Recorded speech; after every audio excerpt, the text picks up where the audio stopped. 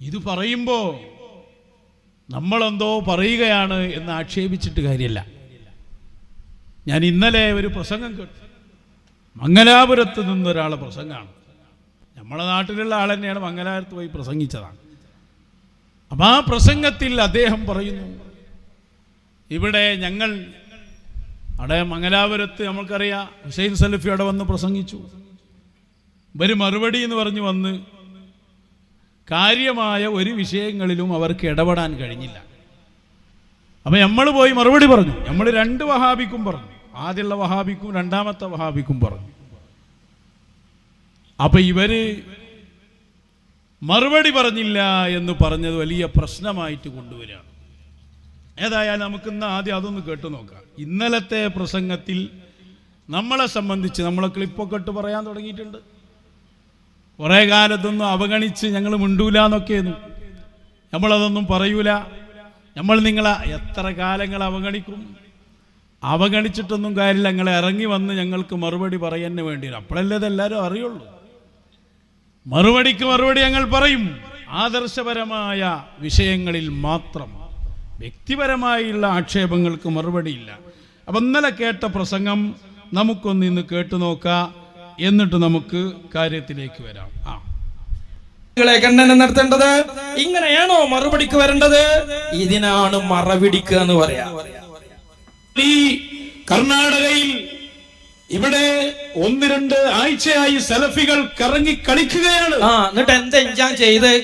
സലഫികള് വഹാബികൾ ഇങ്ങനെ കറങ്ങി കളിച്ചിട്ട് എന്തേ പോൻ ചെയ്ത്? ഓൻ പേരോട് ഉസ്താദിന്റെ കുറച്ച് ഇറച്ചിന്ന്, ഓൻ പൊന്മോൾ ഉസ്താദിന്റെ കുറച്ച് ഇറച്ചിന്ന് വള്ളറച്ച്. അല്ലാതെ ഈ വഹാബിയക്കെതിരിൽ ഈ പ്രസ്ഥാനത്തിൽ നിന്ന് പുറത്തിട്ടിട്ട് വഹാബികളെ ഫോക്കസ് ചെയ്ത ഒരു മുഴുവൻ പ്രസംഗം നിന്റെ ജീവിതത്തിൽ നടന്നിട്ടുണ്ടോ? എന്നിട്ട് അവനെ താങ്ങിട്ടല്ലേ നീ എന്തിന് തൂങ്ങി ചാവാലി എന്ന് പറഞ്ഞൊരു കഥ ഉണ്ട്. അതപ്പോ ഞങ്ങൾക്ക് ചോദിക്കാനുള്ളത്. ഏതായാലും ശരിയായി വരുന്നുണ്ട്. ഓരോന്ന് അങ്ങനെ നമ്മളെ ക്ലിപ്പൊക്കെ ഇട്ടാണല്ലോ പ്രസംഗത്തിലേക്ക് വരുന്നത്. ഏതായാലും ഇട്ട സ്ഥിതിക്ക് എല്ലാ വിഷയങ്ങളിലും എന്ത് ചെയ്യണം, അങ്ങനെ ഒരു ശൈലി സ്വീകരിച്ചാൽ വളരെ നല്ലതാണ്. വിഷയങ്ങളോടൊക്കെ ഞങ്ങൾ പ്രതികരിക്കാം. അദ്ദേഹം പറയുന്നത്, ഞങ്ങളെ സംഘടനയിൽ നിന്ന് പോകുന്നതിന് ശേഷം വഹാബികളെ മാത്രം ഫോക്കസ് ചെയ്തുകൊണ്ടൊരു മുഴുവൻ പ്രസംഗം നടത്തിയിട്ടുണ്ടോ എന്നാണ് അതിലൊരു ചോദ്യം. ഞങ്ങൾ ആദ്യകാലത്ത് 2014-15 കാലങ്ങളിൽ ഞങ്ങൾ വഹാബിസത്തെ മാത്രം ഫോക്കസ് ചെയ്തുകൊണ്ട് തന്നെയാണ് എല്ലാ സ്ഥലങ്ങളിലും പ്രസംഗിച്ചിരുന്നത്, ഒരു സംശയമില്ല. അതേ സമയത്ത് പിന്നീട് വഹാബിസാണല്ലോ ഞങ്ങളെ വിഷയം. വഹാബികൾ പറയുന്ന അതേ ആശയം നിങ്ങളും പറയാൻ തുടങ്ങിയപ്പോൾ ഞങ്ങൾക്ക് കൂടുതൽ പരിഗണന നൽകി നിങ്ങളെക്കുറിച്ച് പറയേണ്ടി വന്നു. കാരണം എന്താ, പഴയ കാലത്ത് വഹാബികളുടെ അബദ്ധവാദങ്ങളും അവർ തെറ്റിലാണെന്നൊക്കെ സുന്നികൾക്കറിയാം, അതവർക്ക് അറിയുന്നൊരു കാര്യമാണ്. അതേസമയത്ത് നിങ്ങളെക്കുറിച്ച് അവർ മനസ്സിലാക്കി പലരും വച്ചത് 110 സുന്നി എന്നൊക്കെയാണ്. അപ്പം ഈ വിശ്വാസം കാരണം പലരും അതിൽ കുടുങ്ങിക്കിടക്കുന്നുണ്ട്. അപ്പൊ വഹാബിസം ആരിൽ നിന്ന് വന്നാലും അതിനോട് നമുക്ക് പ്രതികരിക്കേണ്ടി വരും. നിങ്ങൾ ഞങ്ങളെ ഇറച്ചി തിന്നുന്നു എന്ന് പറഞ്ഞിട്ടൊന്നും കാര്യമില്ല. ഞങ്ങൾക്ക് അങ്ങനെ ഇറച്ചി തിന്നേണ്ട കാര്യമല്ല. ഞാൻ ചോദിക്കട്ടെ നിങ്ങളോട്, ഏത് കാലത്തും വഹാബിസം വന്നപ്പോൾ ആളുകൾ ഇവിടെ പ്രതികരിച്ചിട്ടില്ലേ? ഇയാൾ തന്നെ ചെയ്യുന്ന പണി എന്താ? ഈ പറഞ്ഞ വഹാബ് സക്കാഫി തന്നെ മംഗലാപുരത്ത് പോയി ചെയ്യുന്ന പണി എന്താ? അവിടെ മൗലവിന്റെ ക്ലിപ്പിടുന്നു, അയാളുടെ പ്രസംഗത്തിനെ ന്യായീകരിക്കാൻ വേണ്ടി നോക്കുന്നു. നടക്കണില്ലെങ്കിൽ അതല്ലേ ചെയ്യണ്. ഏതെങ്കിലും എളുപ്പമുള്ള 1-2 നോക്കുകയാണ്. അപ്പൊ ആ മൗലവിന്റെ ഇറച്ചി നിലായി. ആ മൗലവി വാദിച്ചത് പരിശുദ്ധ ദീനിനെതിരാ. അതുകൊണ്ട് ആ വാദത്തെ ഖണ്ഡിച്ചു. അത് നിർബന്ധമായ കാര്യ ശറഇൽ. ഏതുപോലെ ഇബ്നു തൈമിയ അവിടെ വന്നു. ഇബ്നു തൈമിയ എന്ന് പറയുന്ന ആള് വലിയ പണ്ഡിതനായിരുന്നു. ആ പണ്ഡിതൻ പിന്നീട് മശായിഖിനെതിരെ തിരിഞ്ഞു. അബുൽ ഹസനു ഷാദുലി തങ്ങൾക്കെതിരെ ഗ്രന്ഥങ്ങൾ എഴുതി. ആ രൂപത്തിൽ മുന്നോട്ട് പോയപ്പോ ഇബ്നു ഹജർ ഹൈതമി തങ്ങളെ പോലെയുള്ള ആളുകൾ ഇബ്നു തൈമിയെ സംബന്ധിച്ച് സംസാരിച്ചു. ളാല്ലുൻ മുദില്ലുൻ വബിയുൻ ജാഹിലുൻ എന്തെല്ലാം പറഞ്ഞു. ജാഹിലാണ് അയാള്, വബിയാണ്, വിഡ്ഢിയാണ് അയാള്, അള്ളാഹു അയാളെ അന്ധനാക്കി, പൊട്ടനാക്കി. ഇതൊക്കെ പറഞ്ഞാൽ അത് ഇബ്നു തൈമിയയുടെ ഗീബത്ത് പറയല. ഇബ്നു തൈമിയയിൽ നിന്ന് ആളുകളെ രക്ഷപ്പെടുത്തണം. ഇനിവിടെ ഉമർ മൗലവി വന്നു, കെ എം മൗലവി വന്നു. ആ കാലത്ത് ഇ കെ ഉസ്താദ് അടക്കമുള്ള മശായിഖിന്റെ നിർദ്ദേശത്തിലുള്ള ഉലമാ ഇറങ്ങി പറഞ്ഞു. ഇവരൊക്കെ ഈ പണിയല്ലേ എടുത്ത്, അതൊക്കെ അവരെ കുറിച്ച് എന്തോ പറയല അല്ല. ഉമർ മൗലവിയുടെ വീട്ടിലെ കാര്യമല്ല ഇവിടെ പറയുന്നത്, പേരോട് മൗലവിയുടെ കുടുംബകാര്യമല്ല ചർച്ച ചെയ്യണത്. അള്ളാഹുവിന്റെ ദീനിനെ സംബന്ധിച്ച് പരിശുദ്ധ ദീനിന്റെ അടിത്തറ തകർക്കുന്ന വാദങ്ങൾ കൊണ്ടുവന്നപ്പോൾ അത് തെറ്റാണെന്ന് പ്രമാണങ്ങൾ ഉദ്ധരിച്ച് ഞങ്ങൾക്ക് പറയേണ്ടി വന്നു. അതല്ലേ ഇതിന്റെ കാരണം. അപ്പോ മോൻ വിഷമിക്കണ്ട, വഹാബികളെ പൂർണ്ണമായി തന്നെ വഹാബികളെയാണ് ഞങ്ങൾ കൈകാര്യം ചെയ്യുന്നത്. അതിലാദ്യമുള്ള വഹാബികളോട് ചിലർ കൂടിയപ്പോ അവരും കൂടി അതിൽ ഓട്ടോമാറ്റിക് ആയിട്ട് വന്നു ചേർന്നതാണ്. നിങ്ങളാ വഹാബിസം നിർത്തിയാൽ ഞങ്ങളെ നിർത്തും. ഇപ്പൊ വാദിച്ചു കൊണ്ടിരിക്കുന്ന വഹാബിസം നിർത്തിയാൽ, മശായിഖ് വേണമെന്നിടത്തേക്ക് നിങ്ങൾ എത്തിയാൽ, ഇ കെ ഉസ്താദിന്റെ വഴിയിൽ വന്നാൽ അപ്പൊ നമുക്ക് നോക്കാം. അതുകൊണ്ട് ആ തട്ടിപ്പൊക്കെ അവിടെ വെച്ചേക്ക്. ഒരു വിഷയം ആ വിഷയം ഉന്നയിച്ചുകൊണ്ട് മറുപടി പറയുന്നുണ്ടെങ്കിൽ അത് കൃത്യമായിട്ട് വിഷയത്തിനോട് പ്രതികരിക്കാം. അല്ലാതെ ഗണ്ണനും മണ്ണനും നടത്തലൊക്കെ സാധാരണ നടക്കുന്നതാണ്. ഈ പറഞ്ഞ ആളും പറയുന്ന സമയത്ത് അതാ ചെയ്യണത്. അതിന് മറുപടി ഇല്ലാതാവുമ്പോൾ ഈ ജാതി ചപ്പടാച്ചി പറഞ്ഞിട്ടൊന്നും രക്ഷപ്പെടാൻ കഴിയില്ല. നോക്കൂ, നിങ്ങൾ ഒറ്റ വിഷയം ഞാൻ എടുക്കുക, അവിടെ ചിന്തിക്കാൻ വേണ്ടിയാണ്. ഇപ്പൊ നമ്മളും വഹാബികളും ഏറ്റവും കൂടുതൽ തർക്കിച്ച ഒരു വിഷയമാണ് ഇസ്തിഗാസ. ഇസ്തിഗാസ എന്ന് പറഞ്ഞാൽ എന്താ? ഇവരൊന്ന് മറുപടി പറയട്ടെ. ഇസ്തിഗാസ എന്ന് പറഞ്ഞാൽ നേർക്ക് നേരെ ആരോട് സഹായം തേടലാണ്. ഹബീബ് മുഹമ്മദുർ റസൂലുള്ളാഹി സ്വല്ലല്ലാഹു അലൈഹി വസല്ലം മാലയിൽ മഹാനരായ ഖാദി മുഹമ്മദ് തങ്ങൾ ഇസ്തിഗാസയെ കുറിച്ച് പറഞ്ഞ ഭാഗമുണ്ട്. എന്താ ഇതിലൊക്കെ നേരിട്ടുള്ള സഹായ തേട്ടം. തവസ്സുലുണ്ട് കേട്ടോ, തവസ്സുലുണ്ട്. നമ്മളിപ്പോൾ അമ്പിയാക്കളുടെ അല്ലെങ്കിൽ ഔലിയാക്കളുടെ മുന്നിൽ വന്ന്, അല്ലെങ്കിൽ അവരെ ഖബറിന്റെ സമീപത്തോ മറ്റോ ആയി പറയാ, അവരെ ബറക്കത്ത് കൊണ്ട്, ഹക്ക് ബറക്കത്ത് കൊണ്ട് രക്ഷപ്പെടുത്തണേ എന്ന് പറയാം. അതൊക്കെ ഉണ്ട്. പക്ഷെ നേർക്ക് നേരെയുള്ള ഇസ്തിഗാസറിനൊരു സംഭവമുണ്ട്. നിന്നോ എന്നോട് തേടുവീൻ വേണ്ടുന്നതഫേരും എന്നാരെ തേടിയതെല്ലാം കൊടുത്തോവർ. എന്നോട് തേടൂ. അങ്ങനെ നമ്മൾ തേടി. ആ തേട്ടമാണ് ഏത്? ഇർതകബ്തു അലൽ ഖതാ ഗൈറ ഹസിരിൻ വഅദത് ലക അഷ്കൂ ഫീഹി യാ സയ്യിദി ഖൈറൻ നബി. നബിയേ, ഞങ്ങൾക്ക് അങ്ങയുടെ സഹായം വേണം. അങ്ങയോട് ഞങ്ങൾ അഭയം തേടുകയാണ്.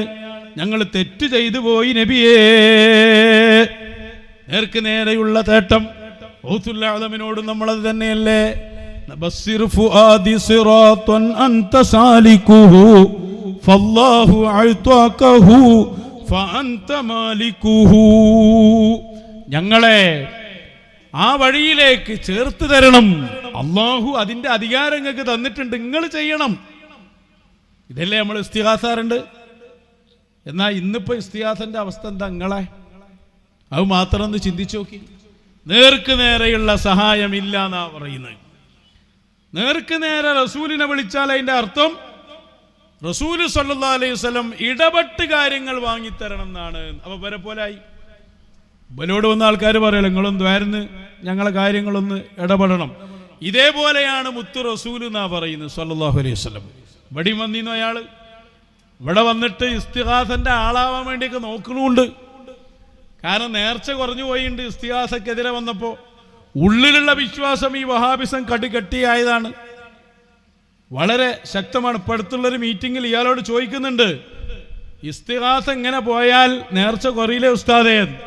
അപ്പോൾ അയാൾ പറയുന്നുണ്ട്, തൽക്കാലം നമുക്കൊന്ന് ഗീറ് മാറ്റി നോക്കാം, എന്നിട്ട് ഒന്നുകൂടി ഇങ്ങോട്ട് ആളുകൾ അടുത്തിട്ട് പിന്നെ അടുത്ത സ്റ്റെപ്പിൽ ഒന്ന് നമുക്ക് ക്ലീൻ ആക്കാം. അപ്പോൾ ഇത് ക്ലീൻ ആക്കാന്നാ പറയുന്നത്.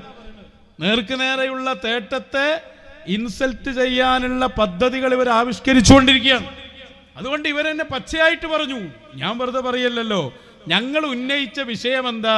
മുഹമ്മദുർ റസൂലുള്ളാഹ് സ്വല്ലല്ലാഹു അലൈഹി വസല്ലം തങ്ങൾക്ക് നയലുണ്ട് എന്നയാൾ വാദിച്ചു. തെറ്റാന്ന് ഞങ്ങൾ പറഞ്ഞു. ഈ അടിസ്ഥാന വിഷയമല്ലേ ഈ പറയുന്നത്, മദ്രസ മുതൽ പഠിച്ച വിഷയം. അതുകൊണ്ട് ആ വിഷയങ്ങളിലാണ് ഞങ്ങളുടെ ഇടപെടൽ. നോക്കൂ, നിങ്ങൾ പേരോട് പറയുന്നത്, മുഹമ്മദ്, ഓ മുഹമ്മദ് നബിയെ, ഇന്നി ഖദ് തവജ്ജഹതു ബിക ഇലാ റബ്ബി ഫീ ഹാജതി ഹാദിഹി, എന്റെ ഈ ആവശ്യത്തിൽ ഞാൻ അങ്ങയെ മുൻനിർത്തി അള്ളാഹുവിനോട് പറഞ്ഞിട്ടുണ്ടേ നബിയെ, ലിതഖദിയ ലി, അവിടുന്ന് ഈ വിഷയം നിറവേറ്റി തരാൻ അവിടുന്ന് ഇടപെടണമെന്നാ പറയുന്നത്. അങ്ങനെ അതാണ് ഇസ്തിഗാസ, ഇടപെടാൻ ആവശ്യപ്പെടുക. ലിതഖദിയ ലി, തങ്ങൾ നിർവഹിച്ചു തരാൻ എന്ന് പറഞ്ഞാൽ തങ്ങൾക്ക് നിർവഹിക്കാൻ കഴിയോ? ഇല്ല, നിർവഹിക്കേണ്ടവൻ അല്ലയാണ്. അപ്പൊ തങ്ങൾ നിർവഹിക്കണോ എന്ന് പറഞ്ഞതിന്റെ അർത്ഥം എന്താ? ഇപ്പൊ എന്നോട് ഒരാൾ പറഞ്ഞു, ഉസ്താദേ ഞങ്ങൾക്ക് ഒരു പള്ളി ഉണ്ടാക്കി തരണമെന്ന്. എന്നെ കൊണ്ട് പള്ളി ഉണ്ടാക്കി കൊടുക്കാനാവൂല. പിന്നെ അയാൾ പറഞ്ഞതിന്റെ അർത്ഥം എന്താ? പള്ളി ഉണ്ടാക്കാൻ വേണ്ടി നിങ്ങൾ ഇടപെടണം എന്നാണ്. അതിനാണ് നിങ്ങൾ പള്ളി ഉണ്ടാക്കി തരണമെന്ന് പറഞ്ഞു. നമ്മൾ സാധാരണ പറയുന്നതാണത്. അതുപോലെയാണ് ഈ പറയുന്ന ഭാഷ. മുഹമ്മദുർ റസൂലുള്ളാഹ് നബി സല്ലല്ലാഹു അലൈഹി വസല്ലം തങ്ങളോട് നേരിട്ട് സഹായം തേടിയാൽ, നബിയെ എനിക്ക് അങ്ങയുടെ സഹായം വേണമെന്ന് പറഞ്ഞാൽ ഇയാൾ പറയാ, സഹായിക്കാൻ റസൂലിന് കഴിയുമോ? ഇല്ല. പിന്നെയോ നിങ്ങളൊന്ന് ഇടപെടണം. ഏതുപോലെ? എന്നോട് പള്ളി ഉണ്ടാക്കാൻ പറഞ്ഞാൽ അതെനിക്കാകുമോ? ഇല്ല. അപ്പൊ ഞാനത് ആവശ്യപ്പെടും. ഇതുപോലെ അള്ളാഹുവിനോട് ആവശ്യപ്പെട്ട് വാങ്ങിത്തരൽ, അതാണോ തവസ്സുൽ. ഇത് നേർക്ക് നേരെയുള്ള തേട്ടമാണ്.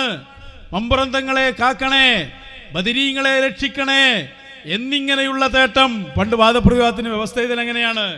അപ്പൊ നേർക്ക് നേരെ നമ്മളെ വിശ്വാസം എന്താ? ഹബീബായ ത്വാഹ മുഹമ്മദുർ റസൂലുള്ളാഹി സ്വല്ലല്ലാഹു അലൈഹി വസല്ലം അള്ളാഹുവിന്റെ റസൂലാണ്, അള്ളാഹുവിന്റെ ഖലീഫയാണ്. ഖലീഫ എന്ന വാചകത്തിന്റെ അർത്ഥം മൻ യഖൂമു മഖാമഹു എന്നാണ്, അള്ളാഹുവിന്റെ സ്ഥാനത്ത് നിൽക്കുന്ന ആൾ. അതുകൊണ്ട് തന്നെ സൃഷ്ടികൾക്ക് അള്ളാഹുവിൽ നിന്ന് ലഭിക്കുന്ന വളരെ പ്രധാനപ്പെട്ട കാര്യങ്ങളുണ്ടല്ലോ, എല്ലാ കാര്യങ്ങളും അത് ആരിലൂടെയാണ് ലഭിക്കുന്നത്? മുഹമ്മദുർ റസൂലുള്ളാഹി സ്വല്ലല്ലാഹു അലൈഹി വസല്ലം. അതുകൊണ്ടാണ് പ്രിയപ്പെട്ട സഹോദരങ്ങളെ, സ്വഹാബത്ത് ഈ സഹായം അവരോട് നേരിട്ട് തേടി. അല്ലേ? വെള്ളമില്ലാത്ത സമയം വന്നു, ഹബീബായ സ്വല്ലല്ലാഹു അലൈഹി വസല്ലം നേരിട്ടാണ് സഹായം തേടി റസൂലുള്ളാഹിനോട് തേടിയത്. ലൈസ ഇൻദനാ മാ, ഞങ്ങളുടെ കയ്യിൽ വെള്ളമില്ല നബിയേ, അതുകൊണ്ട് ഞങ്ങൾക്ക് വെള്ളം വേണം. എന്താ പറഞ്ഞ്? എന്നാ മക്കളെ അവിടെ നിൽക്കട്ടെ, അൽ ഫാത്തിഹ ഞാനൊന്ന് ദ്വാരുന്നോട്ടെ എന്നല്ല. പിന്നെ നേരെ വെള്ളപ്പാത്രത്തിലേക്ക് അള്ളാഹുവിന്റെ റസൂലിന്റെ കൈവിരലുകൾ വെച്ച് ആ കൈവിരലുകൾക്കിടയിലൂടെ വെള്ളം പുറപ്പെടുവിക്കുകയാണ് നബി മുഹമ്മദുർ റസൂലുള്ളാഹി സ്വല്ലല്ലാഹു അലൈഹി വസല്ലം. സ്വർഗം വേണം. ഒരു സ്വഹാബിയുടെ ചോദ്യം. നേർക്ക് നേരെ സ്വർഗമുണ്ടെന്ന് പ്രഖ്യാപിക്കുകയാണ്. എന്താണോ ചോദിച്ചത് ആ ചോദിച്ചത് കറക്റ്റ് ചെയ്തുകൊണ്ടാണ് ഹബീബായ സ്വല്ലല്ലാഹു അലൈഹി വസല്ലം നൽകിയത്. അപ്പൊ അതില് ഒരു നമ്മളൊക്കെ ദ്വയർന്ന് ഇടപെടുന്നത് പോലെയുള്ള ഒരു ഇടപെടലല്ല ആര് നടത്തുന്നത്? ത്വാഹ റസൂലുള്ളാഹി സ്വല്ലല്ലാഹു അലൈഹി വസല്ലം. അപ്പൊ ഇസ്തിഗാസയുടെ മഅനയിൽ നിന്ന് ഇതിനെ മാറ്റാനുള്ള വലിയ ശ്രമമാണ് ഇവിടെ നടത്തുന്നത് എന്ന് മാത്രമല്ല, അതൊന്നുകൂടി വ്യക്തമാക്കി തന്നെ വേറൊരു ഉദാഹരണത്തിലൂടെ പറയുകയാണ്. അതേതാ വേറെ ഉദാഹരണം? ഹബീബായ സ്വല്ലല്ലാഹു അലൈഹി വസല്ലം തങ്ങളോട് സഹായം തേടുന്നത് അവശനായ പിതാവിനോട് ഒരു മകൻ സഹായം തേടുന്നത് പോലെയാണ് എന്നാ പറഞ്ഞത്. നിങ്ങൾ ആലോചിച്ച് നോക്കണം, ആരാ മുത്തു റസൂല് സ്വല്ലല്ലാഹു അലൈഹി വസല്ലം? ഇനി ഏതെങ്കിലും ഒരു അധികാരം അള്ളാഹുവിന്റെ റസൂല് സ്വല്ലല്ലാഹു അലൈഹി വസല്ലം തങ്ങൾക്ക് നൽകാൻ ബാക്കിയുണ്ടോ? എനിക്ക് നൽകപ്പെട്ടു മഫാതീഹ ഖസാഇനിൽ അർളി വസ്സമാ, ആകാശത്തും ഭൂമിയിലും ലോകത്ത് മുഴുവനുമുള്ള എല്ലാ അധികാരങ്ങളും എനിക്ക് നൽകപ്പെട്ടു എന്ന് നബി മുഹമ്മദുർ റസൂലുള്ളാഹി. ഷഫാഅത്തിന്റെ അധികാരം എനിക്ക് നൽകപ്പെട്ടു എന്ന് ഹബീബ് റസൂലുള്ളാഹി സ്വല്ലല്ലാഹു അലൈഹി വസല്ലം. ഏത് നിങ്ങൾ നോക്ക്, മുഹിയുദ്ദീൻ ശൈഖൻ എന്താ പറയുന്നത്? വമല്ലകനി കുല്ലൽ ജിനാനി വമാ ഹവാന, സ്വർഗങ്ങളുടെ അധികാരം അല്ലാഹു എനിക്ക് തന്നു എന്നാണ്. അതല്ലേ? എങ്കിൽ പിന്നെ റസൂലുള്ളാഹിന്റെ അധികാരം എത്ര ഉണ്ടാവും? ആ ഹബീബിനെ കുറിച്ച് പറഞ്ഞ വാചകങ്ങൾ ഇതാണ് ഞങ്ങളുടെ ചർച്ചാ വിഷയം. ഇതിനാ മറുപടി പറയേണ്ടത്. അതൊന്നുകൂടി വ്യക്തതയിൽ പറയുന്നത് കേട്ടോളൂ. ഒന്നിനും കഴിയാതെ കിടക്കുന്ന ബാപ്പ, ആ ബാപ്പാനോട് മകൻ വന്ന് പറയുന്നു, ബാപ്പ എനിക്കൊരു വീടുണ്ടാക്കി തരണം. കല്ല് പൊക്കാൻ അയാളെ കൊണ്ട് കഴിയൂല, മരം എടുക്കാൻ അയാളെ കൊണ്ട് കഴിയില്ല, അയാൾക്ക് ആശാരിപ്പണി അറിയില്ല, അതേ പടവിന്റെ പണി അറിയില്ല. അയാളോട് വീടുണ്ടാക്കി തരണമെന്ന് പറഞ്ഞാൽ അർത്ഥം എന്താണ്? വീടുണ്ടാക്കാൻ വേണ്ടി നിങ്ങൾ ഇടപെടണമെന്നാണ്. ഇതുപോലെ നബി തങ്ങളോട് പറയാണ്, ഓ നബിയെ തങ്ങൾ വീട്ടിൽ മുഹമ്മദുർ റസൂലുള്ളാഹ്. നമ്മൾ ശരിക്ക് ചിന്തിക്ക്, ഈ പറഞ്ഞ വാക്കുകൾ വളരെ വ്യക്തം. ഇന്നും യൂട്യൂബിൽ ആ പ്രസംഗങ്ങൾ ലഭ്യമാണ്. എന്താണ് അതിൽ പറയുന്നത്? ഹബീബായ സല്ലല്ലാഹു അലൈഹി വസല്ലമ തങ്ങളോട് ഒരാൾ സഹായം തേടിയാൽ ഒരവശനായ പിതാവിനോട് മകൻ തേടിയ പോലെ ആ പിതാവിനൊന്ന് എഴുന്നേൽക്കാൻ പോലും കഴിയില്ല. ആ പിതാവിനെ എങ്ങനെ സഹായിക്കാൻ കഴിയും മകനെ? ഒരിക്കലുമില്ല. പിന്നെ ഇടപെടാനേ കഴിയൂ. ഈ ഒരു സംസാരം ആരെക്കുറിച്ച് പറയുന്നു? ത്വഹ റസൂലുള്ളാഹി സ്വല്ലല്ലാഹു അലൈഹി വസല്ലം. ഇസ്തിഗാസ വിരുദ്ധ പ്രസ്ഥാനം അതിൻ്റെ ഉള്ളിൽ നിന്ന് തന്നെ ഉണ്ടായി. അതിനെ ഞങ്ങൾ ചോദ്യം ചെയ്തു. അത് ശരിയല്ലെന്ന് പറഞ്ഞു. ഇതെങ്ങനെ ഗീബത്താകല്? ഇത് ആദ്യം വ്യക്തമായി പറഞ്ഞ ആളാരാണ്? A P ഉസ്താദാ. എല്ലാ സഖാഫിമാരെയും ഒരുമിച്ച് കൂട്ടി ഒരു വലിയ സംഗമം നടത്തിയിട്ട് മൂപ്പര് പറഞ്ഞു, നമുക്കിടയിൽ ഒരു പ്രസ്ഥാനം ഇപ്പൊ പുതിയതുണ്ടാകുന്നുണ്ട്. അവർ ഇസ്തിയാസ ശിർക്കൊന്നല്ല, വഹാബിയല്ല എന്ന് ഉറപ്പായി, എന്നാലും അതത്ര പുണ്യമല്ല എന്നൊരു ടീം വരുന്നുണ്ട്, സൂക്ഷിക്കണം. അതിപ്പോ മൂപ്പര് പറഞ്ഞ അത് നിങ്ങളെല്ലാരും കൂടി പറയല, അതൊരു സത്യമാണ്. ഒന്ന് കേട്ടു നോക്കൂ അന്ന് പറഞ്ഞ സംഭവം. ബുർദയിൽ പറയുകയുണ്ടായി,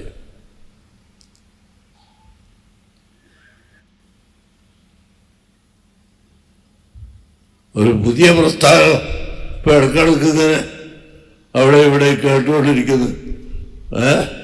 ഇസ്തിഗാസ ചെയ്യാൻ ശിർക്കൊന്നും അല്ലെങ്കിലും മുസ്ലിക്കൊന്നും അല്ലെങ്കിലും ഞാൻ ചോദിച്ചോളന്നില്ല. ഈ എത്രയാളാ ചോദിച്ചത്? ഇമാം ബൂസീരി മാത്രമല്ല, ഇവരുള്ള തങ്ങൾ വളരെ വ്യക്തമായി എല്ലാവരും ചോദിച്ചു. അത് എടുത്തെടുത്ത് പറയുകയാണ്. ഒരു ഇസ്തിഗാസ വിരുദ്ധ പ്രസ്ഥാനം ഉടലെടുത്തിട്ടുണ്ട്. ശിർക്കൊന്നല്ലെങ്കിലും അതിപ്പോ അത്ര പ്രാധാന്യമുള്ള സംഭവമൊന്നുമല്ല, അതങ്ങനെ പ്രോത്സാഹിപ്പിക്കേണ്ടതല്ല. അതായിരുന്നു അന്ന് വാദിച്ച് ഫസ്റ്റ് ഘട്ട. പിന്നെയാണ് ആരെങ്കിലും തേടുന്നുണ്ടെങ്കിൽ തന്നെ അതിന്റെ അർത്ഥതാണ് ഒന്നും ചെയ്യാൻ അമ്പിയാവുലിയാക്കൾക്ക് കഴിയില്ല. ഈ വാദം കൊണ്ടുവന്നു. ഈ വാദം സുന്നത്ത് ജമാഅത്തിന്റെ അടിത്തറ തകർക്കുന്ന വാദമാണ്. അതാ മൂപ്പര് പറഞ്ഞ് എത്ര ആളുകൾ തേടി, ആരാ തേടാത്തത്? നിങ്ങൾ നോക്കൂ, ആരായി വിരുദ്ധ പ്രസ്ഥാനമായിട്ട് വന്ന്? അതാ നിങ്ങൾ നേരത്തെ കേട്ട ക്ലിപ്പുകളിൽ അവരുടെ സംസാരങ്ങളിൽ നിന്ന് നമ്മൾ കേട്ടത്. ഇത് ശരിയല്ല എന്ന് നമ്മൾ പറഞ്ഞാൽ അതെങ്ങനെ ഓല കുറ്റം പറയലാകല്? അതെങ്ങനെ ഓല ഗീബത്താവല്? അവര് പറഞ്ഞ അഹ്ലുസുന്നത്തി വൽ ജമാഅയുടെ നേരെ വിരുദ്ധമായ വാദങ്ങളെ നമ്മൾ അവതരിപ്പിക്കുകയാണ്. അത് അഹ്ലുസുന്നയായിട്ട് ബന്ധമുണ്ടെങ്കിൽ നിങ്ങൾ തെളിവ് സഹിതം പറയണം. അവർ പറഞ്ഞിട്ടില്ലെങ്കിൽ അത് ഉദ്ധരിക്ക എന്നതല്ലാതെ ഒന്നും ചെയ്യാൻ കഴിയില്ല. എന്നിട്ട് അദ്ദേഹം ഒരു വാക്കുകൂടി പറയുന്നുണ്ട്. ഇന്നലെ ഞാൻ കേട്ട ആ പ്രസംഗത്തിൽ, അതും കൂടി ഒന്ന് കേട്ടോളൂ.